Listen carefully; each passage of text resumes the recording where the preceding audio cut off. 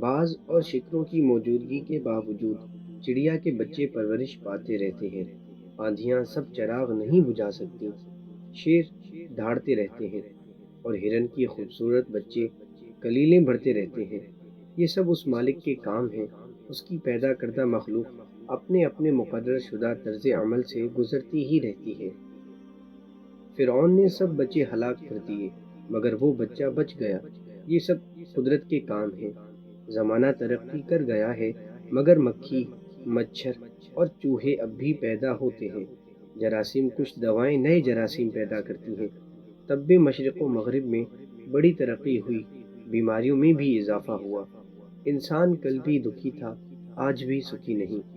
علاج خالق کے قرب میں ہے، لوگ کیوں نہیں سمجھتے؟ رزق صرف یہی نہیں کہ جیب میں مال ہو، بلکہ آنکھوں کی بینائی بھی رزق ہے۔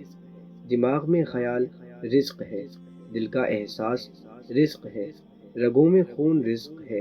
یہ زندگی ایک رزق ہے، اور سب سے بڑھ کر ایمان بھی رزق ہے۔ بندے اللہ کی طرف یا خوف کی وجہ سے رجوع کرتے ہیں یا شوق کی وجہ سے۔ گردش روزگار میں خوف پیدا ہوتا ہی رہتا ہے، اور لوگ اللہ کو مدد کے لیے پکارتے ہی رہتے ہیں۔ شوق عنایت ازلی ہے، یہ بڑے نصیب کی بات ہے۔ اسے یوں بھی کہہ سکتے ہیں کہ کچھ لوگ اللہ کو اس لیے تلاش کرتے ہیں کہ اللہ ان کے بگڑے کام سنوارنے والا ہے، اور اہل دل حضرات اس لیے اللہ کا تقرب مانگتے ہیں کہ ان کو قرار ملے، تسکین حاصل ہو، اطمینان نصیب ہو۔ خوف کی عبادت اور ہے، اور سجدہ شوق اور۔ جو شخص سب کی بھلائی مانگتا ہے، اللہ اس کا بھلا کرتا ہے۔ توبہ جب منظور ہو جاتی ہے تو یاد گناہ بھی ختم ہو جاتی ہے۔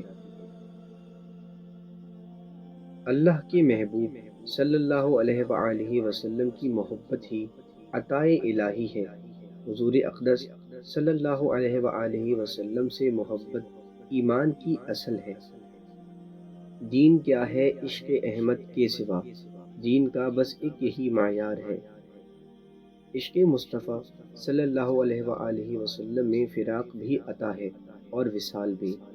حضور صلی اللہ علیہ وآلہ وسلم سے محبت کرنے والے حضور صلی اللہ علیہ وآلہ وسلم کی امت کے ہر فرد سے محبت کرتے ہیں، امت کی فلاح کی دعائیں مانگتے ہیں۔ حضور صلی اللہ علیہ وآلہ وسلم کے کوچے کی گدائی کو اپنے لیے تاج شاہی سمجھتے ہیں۔ حضور علیہ الصلوۃ والسلام کے ارشاد کو حرف آخر سمجھتے ہیں۔ حضور علیہ الصلوۃ والسلام کے طالب اس کائنات کو آئینہ جمال مصطفیٰ صلی اللہ علیہ وآلہ وسلم سمجھتے ہیں، اور جمال مصطفیٰ صلی اللہ علیہ وآلہ وسلم کو پرتو انوار کبریا سمجھتے ہیں۔